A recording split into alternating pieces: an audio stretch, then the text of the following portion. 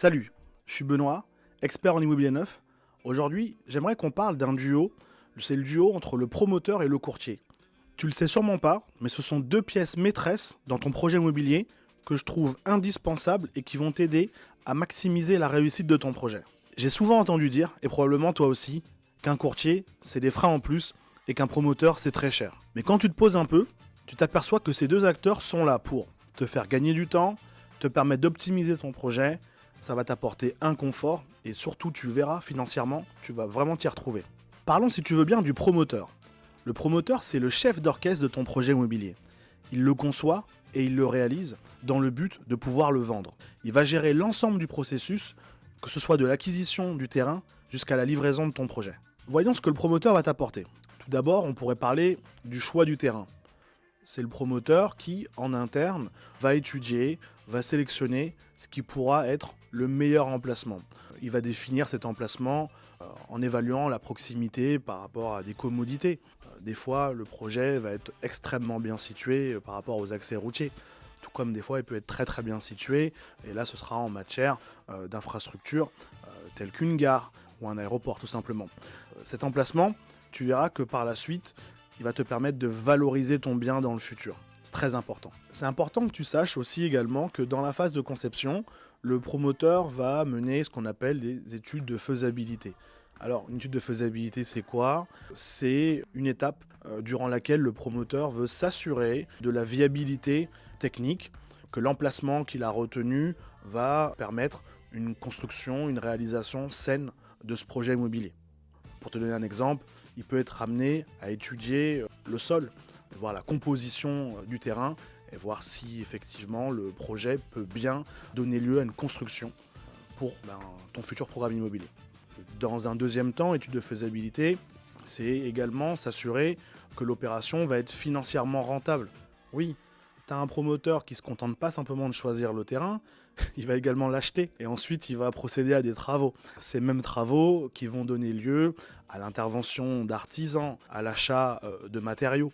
Donc toutes ces dépenses qui sont réalisées par le promoteur vont impacter sa marge. Et financièrement, le promoteur a besoin de savoir en amont si l'opération va être rentable. Donc c'est tout ça qui va former l'étude de faisabilité. Donc le promoteur qui s'intéresse à un emplacement est en train donc de choisir le terrain. Il mène une étude de faisabilité, mais en même temps, il doit obtenir l'accord pour pouvoir construire ce programme immobilier.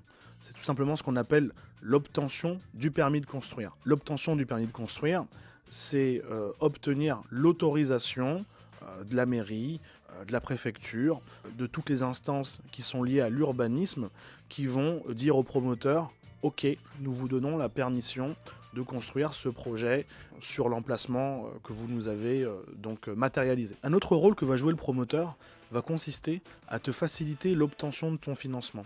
Faut savoir qu'un promoteur, c'est un acteur économique qui a une renommée, qui a des relations étroites avec les courtiers et les banques. Et dans le cadre de ton investissement, ils te mettront assez facilement en relation avec le banquier ou le courtier qui te permettra d'obtenir ton crédit. Comme j'aime à le dire, chacun son métier. Et le métier du promoteur, c'est de s'assurer du bon déroulement des travaux. Et pour ce faire, il va dans un premier temps être le garant des délais.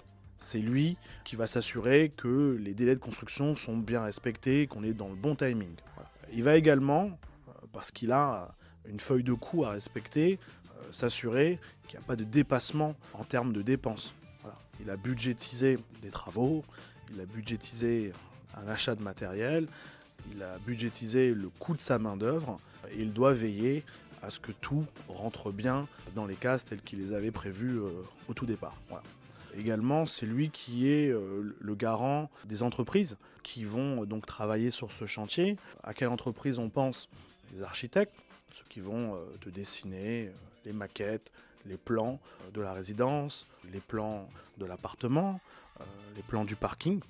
On pense aussi au bureau d'études, donc ce sont ces ingénieurs qui travaillent pour rendre tous ces projets cohérents. Et plus généralement, tous ces métiers qu'on va retrouver dans le bâtiment, tous ces corps de métier, je pense aux électriciens, les plombiers, les maçons, les peintres, les menuisiers, etc. etc. L'État définit, fixe et impose aux promoteurs des normes environnementales. Et les promoteurs sont là pour respecter, dans la phase de construction, de respecter ces cahiers des charges qui leur sont imposés en matière de réglementation thermique ou de réglementation environnementale.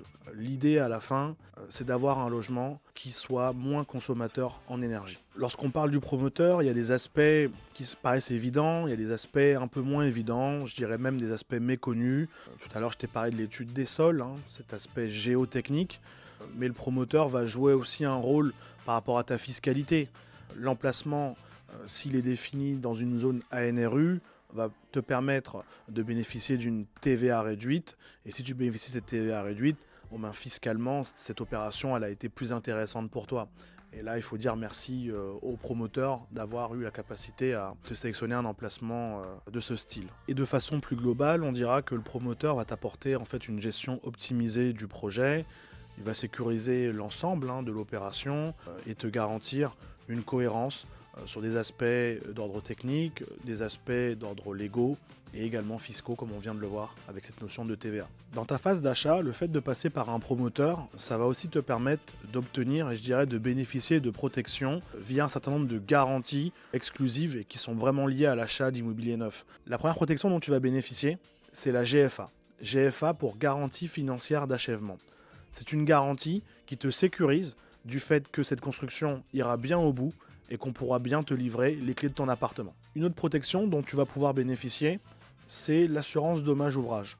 Donc c'est une assurance que tu pourras exercer si tu observes ou si les voisins, les copropriétaires observent des défauts sur la fabrication du bâtiment ou du logement.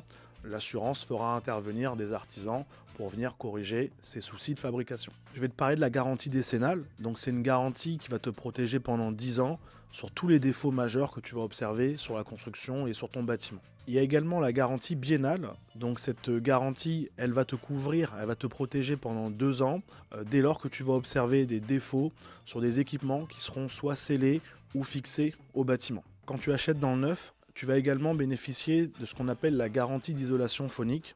C'est une garantie qui te protège et qui va te permettre, si tu subis des nuisances sonores, de faire appel au promoteur pour qu'il vienne corriger ce problème de nuisance. Normalement, avec toutes les garanties dont tu disposes quand tu achètes dans le neuf, tu t'assures d'une tranquillité au moins pour les 10 prochaines années. Donc pour te présenter ce duo, je t'ai parlé à l'instant du promoteur, mais il y a également le courtier.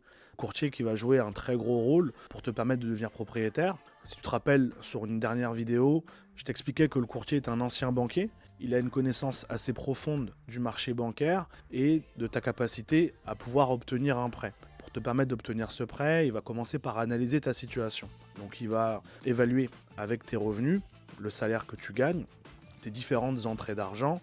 Il va évaluer quel est le montant d'investissement, quel est le montant du crédit qu'on va pouvoir demander à la banque. D'ailleurs, en termes de banque, il faut savoir que le propre du courtier, c'est d'être en partenariat avec plusieurs banquiers, avec des dizaines de banquiers, et de pouvoir mener une négociation simultanée avec chacun d'entre eux afin de pouvoir obtenir les meilleures offres pour toi, avec les meilleures conditions, le meilleur taux, la plus faible mensualité, et que cette opération puisse être bénéfique pour toi. Parfois, ce sera un allié indispensable pour toi si tu veux obtenir ton prêt via une SCI. Avec ces stratégies d'optimisation, généralement, tu n'as pas assez d'expérience. Il faut que tu passes par un courtier pour qu'il puisse t'obtenir le financement que tu souhaites. Il faut savoir que le courtier, chaque mois, reçoit ce qu'on appelle des grilles de taux. Les banques lui adressent les nouvelles conditions de taux pour le mois qui va s'écouler. Et quand le courtier a connaissance de ces informations, lorsque toi, tu viens faire appel à lui, il est en mesure de t'orienter vers la banque qui est capable de te faire les meilleures conditions de financement. Donc en fait, quand tu fais appel à un courtier, c'est parce que tu veux optimiser les conditions de ton financement. Je te dirais que ça va t'éviter un parcours du combattant. Il va t'obtenir des conditions bancaires que tu n'aurais pas pu obtenir tout seul. Ça va te simplifier la vie, ça va te simplifier ton processus de financement tout simplement. Parce que tu vois, des fois, obtenir un crédit, il y a des personnes pour qui ça peut paraître un jeu d'enfant. Je t'assure, il y en a pour qui c'est très facile d'avoir un crédit. Mais pour d'autres, ça l'est beaucoup moins. Et c'est là que le courtier va intervenir. Dans un premier temps, le courtier, c'est ton négociateur. Et comme c'est lui qui va parler au banquier en ton nom, il va argumenter. Et il se peut qu'il argumente avec un paramètre comme le fractionnement du prêt. Il va chercher à mettre plusieurs paliers sur la durée de ton prêt. Tu paieras un montant pendant un nombre d'années. Tu paieras un peu moins ou un peu plus sur la partie suivante. À d'autres moments, rappelle-toi que le courtier, lui, sa seule mission, c'est que tu obtiennes le crédit. Par moment, la manière d'obtenir le crédit, ça va être d'obtenir une assurance emprunteur la moins chère que possible. Tout ça rentre en compte dans le calcul de ton endettement. Et s'il arrive à t'obtenir 50 ou 100 euros de baisse de mensualité parce qu'il t'a obtenu une négociation sur tes assurances emprunteurs, voilà, il t'aura donné accès à ton crédit grâce à ce qu'on appelle la délégation d'assurance. On en avait déjà parlé dans une précédente vidéo. C'est toujours ce même courtier, ton fidèle allié, qui va te permettre d'obtenir de la flexibilité par rapport à tes mensualités, te permettre de les ajuster à la hausse comme à la baisse. Il va jouer aussi un gros rôle dans la négociation des frais, les frais de dossier de la banque, les frais de caution ou les frais d'hypothèque. Tout ça, c'est dans un seul et unique but, te faire bénéficier d'économies et surtout de te permettre d'obtenir ton crédit, rappelle-toi. Dans ta phase d'achat d'immobilier neuf, sachant que tu vas acheter probablement pour la première fois, je te conseille de vraiment jouer main dans la main avec le promoteur afin d'avoir une relation quasi exclusive. Le fait de jouer l'exclusivité avec le promoteur va te faire bénéficier de pas mal de choses. Tu fais la connaissance d'un promoteur qui potentiellement a des dizaines de programmes en stock. Et l'idée, c'est que vous puissiez trouver ensemble le projet qui te conviendra le mieux. Avec lui, tu vas pouvoir avoir une négociation qui te permettra d'obtenir une remise sur le prix de ton appartement. Et également, tu seras en mesure, avec le promoteur, de voir s'il peut te faire bénéficier de l'installation d'équipements qu'il sera en mesure de t'offrir. Je pense à l'installation d'une cuisine complète, du mobilier, et des fois même de l'électroménager. Demande au promoteur, tu n'as rien à perdre à ce niveau-là. Comme tu joues gagnant-gagnant avec le promoteur, il va chercher à te présenter ses meilleurs lots. Et donc, dans ce rendez-vous, tu auras différents plans, différents projets qui te seront présentés, où tu vas pouvoir apprécier la vue à travers l'exposition nord, sud, est, ouest de ton appartement, mais la vue à travers l'étage. Ton appartement peut être au rez-de-chaussée, comme il peut être au 3e ou 4e étage de la résidence. Voilà. Tu vas pouvoir aussi apprécier la disposition de ton appartement dans la résidence et t'apercevoir du vis-à-vis ou du cadre exceptionnel que va t'offrir le paysage lorsque tu seras dans ton salon, tout simplement. Au tout début de ta phase d'achat, il y a la sélection du projet. Et cette étape est importante, pourquoi ? Parce que sur le plan, tu vas pouvoir et tu vas devoir valider la vue, l'exposition, nord, sud, est, ouest, et tu valideras également l'étage de ton appartement. Est-ce que tu as besoin d'un appartement au rez-de-chaussée ou au 3e, voire 4e étage de ta résidence? C'est à ce moment-là que tu définiras quel est le meilleur lot, le meilleur projet pour toi. Dans la continuité, le conseiller ou la conseillère qui t'accompagne sur ce projet pourra te donner des informations complémentaires et t'expliquer quels seront les différents matériaux ou les finitions qui seront utilisés pour la conception de ton projet et de ton appartement. Quand tu es en affaire avec un promoteur, et surtout parmi les promoteurs qui ont une très grosse expérience et une très grosse notoriété, ça, ce sont des professionnels qui ont des processus de fabrication et de réalisation assez bien rodés, qui vont te permettre de gagner du temps sur chacune des étapes. Alors bien évidemment, ils sont rodés, mais pour autant, ils vont t'offrir un suivi personnalisé. Que ça aille de l'achat jusqu'à la livraison de l'appartement, tu sentiras quand même qu'ils ont à cœur de répondre à l'ensemble de tes besoins. Ils sont à disposition aussi également pour répondre à tes questions lorsque tu t'interroges et que tu as besoin d'approfondir ta compréhension sur certains points. Donc voilà, je t'ai parlé d'un duo gagnant, c'est le duo entre le promoteur et le courtier, mais il va quand même s'agir d'acheter un appartement neuf. Alors pour le petit exemple que je vais te prendre, il va s'agir là d'un T4 qu'on achète neuf au prix de 370 000 euros. Alors il y a un profil pour cette situation, donc ce profil auquel j'ai pensé, vous êtes en couple, voilà, vous avez respectivement 35 ans et 2 enfants. À vous deux, vous gagnez 5 000 euros net par mois, et donc vous avez trouvé un joli T4 neuf au prix de 370 000 euros. Maintenant, ce promoteur, il a une promotion en cours et il offre à ses clients 5 000 euros de remise par pièce. Donc, s'agissant d'un T4, 5 000 x 4 qui vont vous donner 20 000 euros de remise. Et finalement, cet appartement, vous ne l'achetez plus 370 000, mais vous l'achetez 350 000 euros. Le fait que vous achetiez neuf, et parce que vos conditions de revenus le permettent, la situation avec les enfants, j'avais déjà calculé au préalable que votre enveloppe de prêt à taux zéro, elle serait de 126 000 euros. Donc ça va être utile pour nous permettre de calculer la mensualité dans un deuxième temps. Parlons maintenant, si tu veux, des frais de notaire. Le fait d'acheter dans le neuf, ça va considérablement diminuer le montant des frais de notaire par rapport à un montant équivalent si tu avais acheté dans l'ancien. Et donc ce que je suis allé calculer sur le site de l'ANIL, donc je t'invite à t'y rendre, hein, c'est www.anil.org, 350 000 euros pour un appartement neuf, ce sont des frais de notaire d'environ 8 000 euros. Maintenant, cette même somme, lorsque tu achètes dans l'ancien, les frais de notaire seront de 28 000 euros. Et donc là, on a une différence de 20 000 euros. Alors, ces 20 000 euros, c'est déjà une économie que tu réalises. Hein. Alors, dans cette opération, maintenant, c'est de faire financer les 350 000 euros. Dans l'exemple, je ne parle pas d'apport. On va imaginer qu'on arrive et qu'on réussisse à obtenir un financement sans apport. C'est possible. Je le dis au passage. Et là maintenant, la mensualité sur 25 ans. Donc sur 25 ans, d'un côté, dans le neuf, parce que tu as bénéficié du PTZ, on a réussi à obtenir une mensualité d'environ 1 248 euros. Dans l'ancien, parce que tu n'es pas éligible au PTZ, parce qu'également les frais de notaire sont plus élevés, là, la mensualité que j'ai calculée va s'élever aux alentours de 1 800 euros par mois.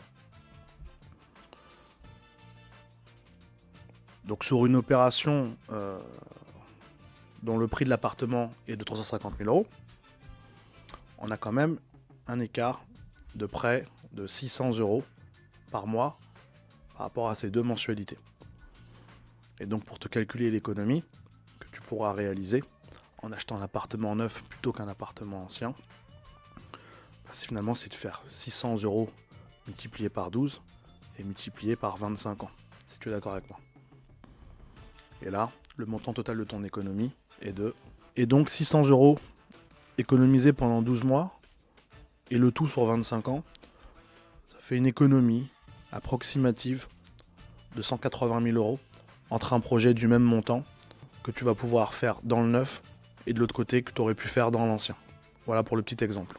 Alors voilà, je t'ai présenté un exemple qui te permet de comparer et de voir finalement l'économie assez importante que tu vas pouvoir réaliser entre deux projets, un appartement dans le neuf et un appartement dans l'ancien. Maintenant, pour mener à bien ce projet, il va y avoir une chronologie, des étapes qui vont s'enchaîner. Durant le premier mois, tu vas rencontrer un courtier. Ce courtier va te permettre de comprendre et de connaître quel est le budget qu'une banque va pouvoir te prêter. Tu te rappelles, il étudie ta situation, étudie tes revenus et finit par faire une simulation. Et ça y est, il te dit quel est le montant de l'appartement que tu peux acheter. Dès que tu connais ce montant, tout de suite, après, tu rencontres le promoteur. Un ou plusieurs promoteurs qui te permettent justement d'avoir une belle comparaison, de comprendre quels sont les projets disponibles qui vont être construits dans l'environnement ou dans l'emplacement de ton choix. Avec ce promoteur, tu as un rendez-vous. Et durant ce rendez-vous, il te permet de réaliser ce qu'on appelle une visite virtuelle. Tu as sûrement dû voir ces lunettes que tu mets justement sur ta tête qui te permettent d'avancer dans les pièces en 3D, de voir où est disposée la cuisine, comment tu vas pouvoir agencer ton séjour, là où les chambres, l'équipement que tu vas retrouver dans ta salle de bain, etc., etc. Donc voilà ce que tu vas pouvoir faire sur ce rendez-vous avec le promoteur. Mais cette visite virtuelle qu'on t'a proposée, ces différents rendez-vous promoteurs que tu as vécu, c'est dans le seul but de sélectionner l'appartement qui pourra le mieux te convenir. Voilà. Et une fois que c'est fait, pour concrétiser tout ça, il va falloir que tu passes à une étape qu'on appelle la réservation. Donc la réservation du lot, la réservation de l'appartement, c'est un contrat, un compromis que tu signes et tu vas matérialiser tous les éléments qui concernent l'appartement. Le numéro du lot, la surface, le prix. Le promoteur va exprimer la date prévisionnelle de livraison. Il va mentionner le montant du dépôt de garantie.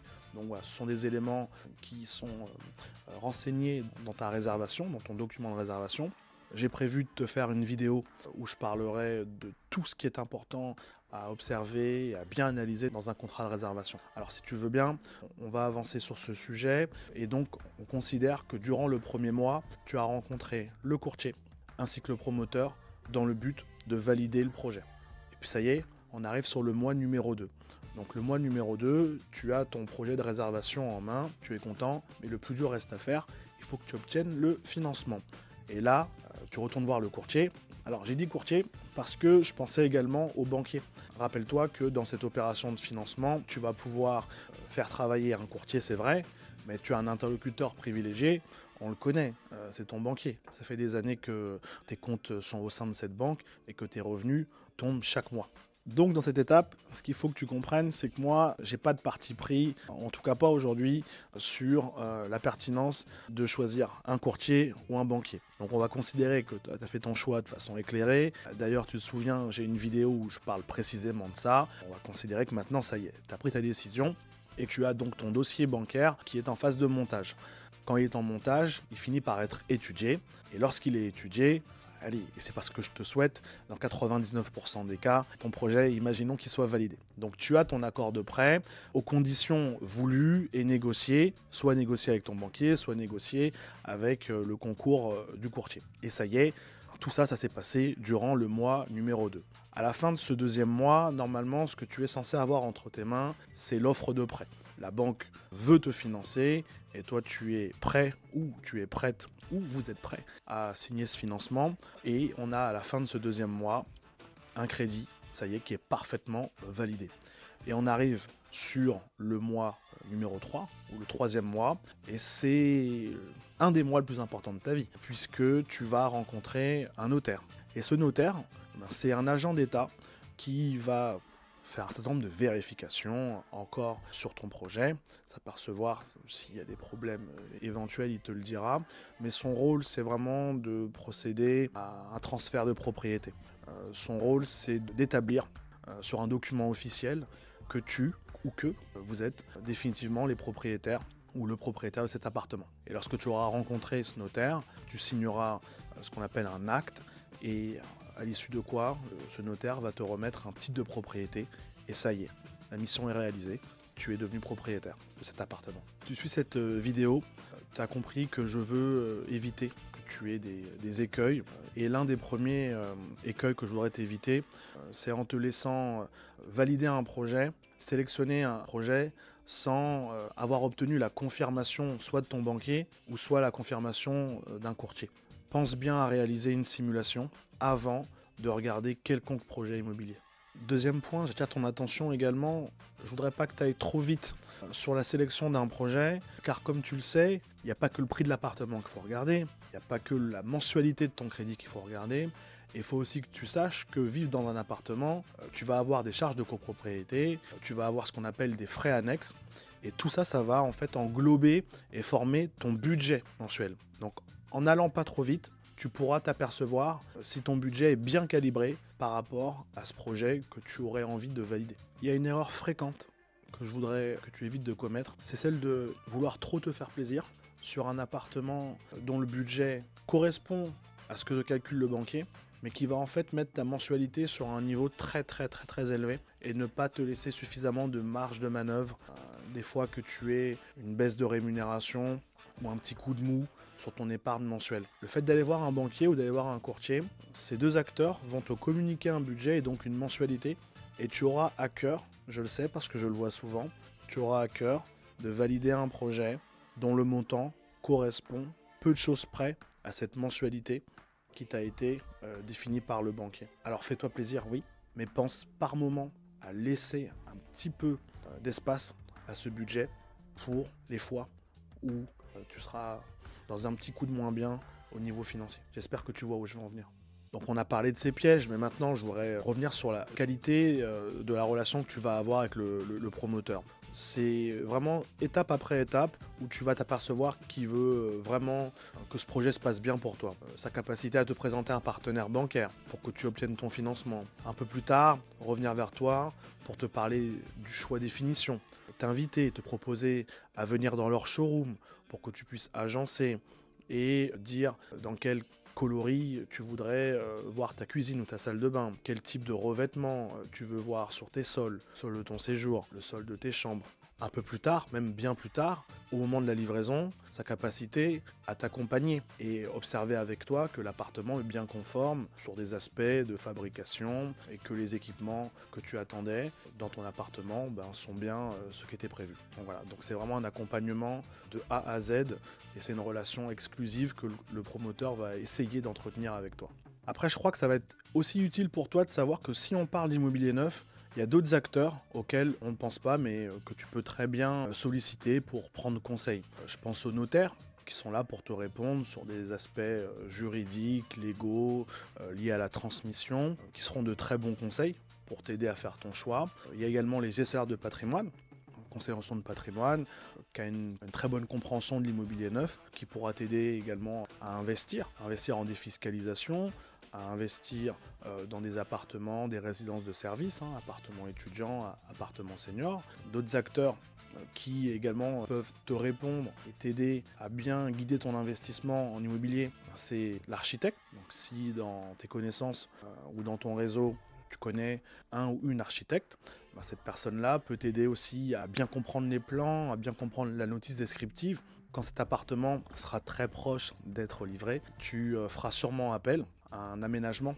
un styliste d'aménagement qui composera avec toi la cuisine. Ces acteurs sont des professionnels qui, les uns comme les autres, ont des spécialités. Et en fonction de chacune de ces spécialités, toi, ça ne pourra que t'aider au mieux à faire le bon choix dans cet investissement. Car cet appartement, rappelle-toi, soit tu vas y vivre pour de très nombreuses années, soit tu seras amené à le mettre en location, mais tu aimeras mettre un appartement en location qui soit le plus sain que possible. Donc voilà. Et par moment, qui dit gestionnaire de patrimoine, dit investissement. Qui dit investissement dit souvent mise en location. Pour la mise en location, il te sera possible de faire appel à un gestionnaire, une agence immobilière qui va se charger de la gestion locative complète de ton appartement, qui pourra estimer avec toi les charges de copropriété, qui pourra définir avec toi le montant de loyer et avec ce loyer te permettre de comprendre aussi les aspects de rentabilité. Voilà. Plus tard, dans un investissement, si tu mets ton appartement en location, tu donc percevras des revenus locatifs qui seront eux-mêmes fiscalisés et tu reviendras voir un conseiller en gestion de patrimoine pour justement mieux comprendre tous ces aspects qui sont d'ordre fiscaux et comment ça peut avoir un impact sur tes impôts, tout simplement. Et donc voilà, comme toute bonne chose a une fin, ce duo promoteur-courtier, qu'est-ce que c'est ? C'est faire appel à deux experts, à la fois un professionnel du bâtiment, qui va s'assurer de la création de A à Z de ton projet immobilier et faire appel aussi à un expert bancaire. Donc cet expert bancaire qui lui va être le négociateur et s'assurer en fait que tu puisses obtenir ton financement. Si tu as aimé cette vidéo, je suis ravi. Pense à liker, pense à t'abonner. Si tu as des questions, tu n'hésites surtout pas. Mets-les-moi en commentaire en dessous de la vidéo et je me ferai une joie d'y répondre. En attendant, je te dis à très bientôt sur une prochaine vidéo.